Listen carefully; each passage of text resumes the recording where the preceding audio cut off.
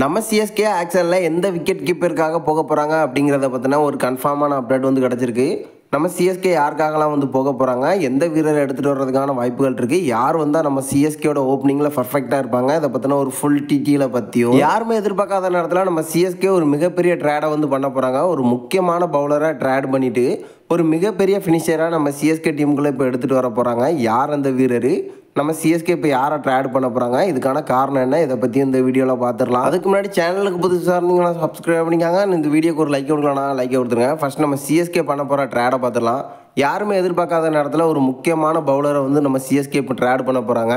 யார் அந்த வீரர் அப்படின்னு பார்த்தீங்கன்னா, நம்ம சிஎஸ்கேவும் டெத் ஓவர் அப்படின்னு சொல்லிட்டு இருந்தா நேத்தன் எல்லிஸை நம்ம சிஎஸ்கே இப்போ வந்து ட்ரேட் பண்ண போகிறாங்க. எந்த டீமுக்கு ட்ரேட் பண்ண போகிறாங்க அப்படின்னு கேட்டிங்கன்னா, நம்ம ஆர்சிபி டீமுக்கு தான் வந்து ட்ரேட் பண்ண போகிறாங்க. இதுக்கான காரணம் என்ன அப்படின்னு பார்த்தீங்கன்னா, அங்கே ஒரு டெத் பவுலர் வந்து இல்லை.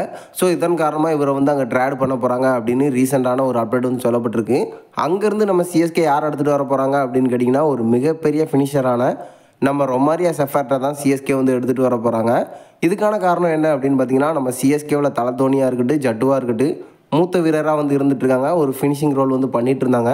ஸோ இப்போதைக்கு ஃபினிஷிங் ரோல் நம்ம சிஎஸ்கேக்கு வந்து தேவைப்படுறாங்க. ஏன்னா தலை தோனி எப்போ வந்து ரிலீஸ் ஆவார் அப்படிங்கிறது யாருக்குமே வந்து தெரியாது. இதன் காரணமாக தான் நம்ம சிஎஸ்கே இப்போ இந்த ட்ரேடை வந்து பண்ண போகிறாங்களா. ரொமாரியா செஃபர்ட்டை பொறுத்த வரைக்கும் கடைசி நேரத்தில் அதிரடியாக ஆடக்கூடியவர். ஒரு ஓவருக்கு 20 ரன் தேவைப்பட்டாலும் ஃபினிஷிங்கை வந்து பண்ணி கொடுப்பாரு சூப்பராக. ஸோ இதுக்காக தான் நம்ம சிஎஸ்கே இந்த ட்ரேடை வந்து பண்ண போகிறாங்க. இந்த அப்டேட்டை யார் கொடுத்துருக்காங்க அப்படின்னா, நம்ம சிஎஸ்கேக்கு நெருக்கமாக இருக்கக்கூடிய சில இன்ஸ்டாகிராம் பேஜில் தான் வந்து சொல்லியிருக்காங்க.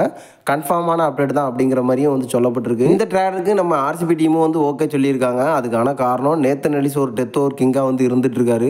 ஸோ ஆர்சிபி டீமுக்கு வந்து டெத் கிங் வந்து தேவைப்படுதாரு. இதன் காரணமாக தான் இந்த ட்ரேட் வந்து நடக்க போகுது. ஸோ வெயிட் பண்ணி பார்க்கலாம், நம்ம ரொமாரியா செஃபர்ட் சிஎஸ்கேக்கு வந்தால் என்னென்ன சம்பவத்தை பண்ண முடியும்னு. ஏன்னா ஆல்மோஸ்ட் நம்ம ஜேஎஸ்கே டீமுக்காக வந்து விளையாண்டு கொடுத்துருக்காரு. நம்ம சிஎஸ்கே டார்கெட் பண்ண போகிற கீப்பரை பார்த்துடலாம். முதல் வீரராக ஆல்ரெடி நம்ம சிஎஸ்கே டீமுக்காக விளையாண்டு கொடுத்த நம்ம நாராயணன் ஜெகதீசன் வந்து இருக்காரு. இவரை பொறுத்த வரைக்கும் பார்த்தீங்கன்னா, கேகேஆர் டீமுக்கு லாஸ்ட்டாக வந்து ஐபிஎல் விளையாண்டு கொடுத்துருந்தாரு. இப்போ ஒரு நல்ல ஃபார்மில் இருக்கிறதா வந்து சொல்லப்பட்டிருக்கு. ஆக்ஷனை பொறுத்த வரைக்கும் இந்த மாதிரி வீரர்களுக்கு வந்து நம்ம சிஎஸ்கே வந்து போக போகிறாங்க. ஸோ ஆல்மோஸ்ட் நம்ம சிஎஸ்கே டீமில் வந்து செட்டில் ஆனதுனால நம்ம சிஎஸ்கேயோட பிளான் எல்லாமே வந்து தெரியும். கன்ஃபார்மாக தலை தோனியோட பேக்கப்பாக இவர் எடுத்துகிட்டு வர்றதுக்கான வாய்ப்புகள் இருக்குது அப்படின்னு சொல்லப்பட்டிருக்கு.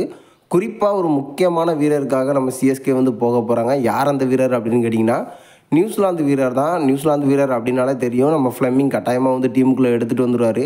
அந்த வரிசையில் இவரையும் எடுத்துகிட்டு வர்றதுக்கான அதிக வாய்ப்புகள் இருக்குது அப்படின்னு எதிர்பார்க்கப்படுது. யார் அந்த வீரர் அப்படின்னு பார்த்தீங்கன்னா, ஆல்ரெடி நம்ம ஆர்சிபி டீமுக்காக தான் வந்து ஆடி கொடுத்துருக்காரு.